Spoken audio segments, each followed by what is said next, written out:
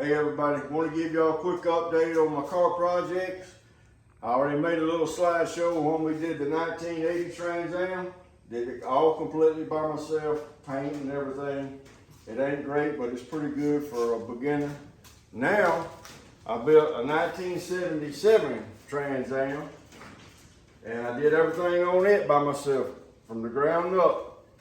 Now, on the 77, I got a Holly EFI fuel injected system on it and a lot of dress up stuff on the motor.